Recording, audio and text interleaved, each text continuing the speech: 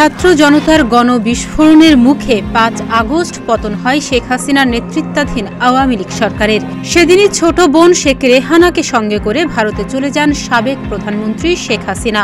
বর্তমানে সেখানেই অবস্থান করছেন তিনি। এমন প্রেক্ষাপটে এখন পর্যন্ত শেখ হাসিনাকে নিয়ে আনুষ্ঠানিক কোনো বক্তব্য দেননি নরেন্দ্র মোদি। তবে বাংলাদেশে সংখ্যালঘু সম্প্রদায় বিশেষ করে হিন্দুদের ওপর হামলার ঘটনায় উদ্বেগ প্রকাশ করেছেন তিনি। নরেন্দ্র মোদি বলেন, দেশটিতে থাকা হিন্দুদের নিরাপত্তা নিয়ে শঙ্কিত ১৪০ কোটি ভারতীয়। ১৫ আগস্ট ভারতের স্বাধীনতা দিবস উপলক্ষে দিল্লির রেড ফোর্টে দেয়া সংবাদ সম্মেলনে তিনি এসব কথা বলেন। এ তথ্য নিশ্চিত করেছে এনডিটিভি। নরেন্দ্র মোদি আরও বলেন, ভারত সব সময় বাংলাদেশের অগ্রগতির শুভাকাঙ্ক্ষী। আমরা আশা করি শিগগিরই বাংলাদেশে পরিস্থিতি স্বাভাবিক হবে। ভারতীয়রা চাই হিন্দু ও সংখ্যালঘুদের নিরাপত্তা নিশ্চিত হোক। मैं आशा करता हूं कि वहां पर हालात जल्द ही सामान्य होंगे।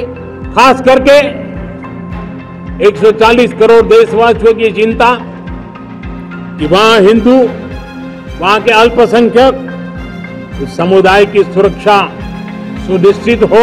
শেখ হাসিনা সরকার পতনের পর ২-৩ দিন ঢাকা সহ সারা দেশে হিন্দু সম্প্রদায়ের ওপর হামলার অভিযোগ ওঠে। এ নিয়ে ভারতের বিভিন্ন গণমাধ্যমে প্রতিবেদনও প্রকাশ করা হয়।